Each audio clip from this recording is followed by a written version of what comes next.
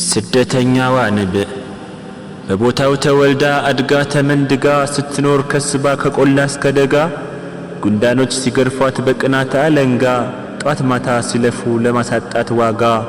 ተግተው ሲያባረሯት በምቀኛ ሰንጋ ከለታት አንድ ቀን ወጣች አፈግፍጋ ፈጥሮ የማይረሳት ጌታዋን ፈልጋ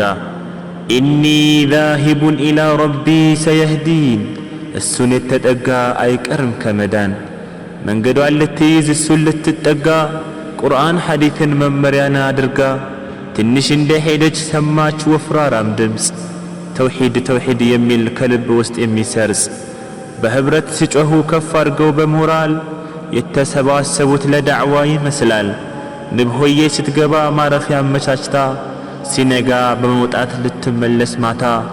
ምግቧን ልትቀስም ልትጋግር አስማምታ ገና እንደጀመረች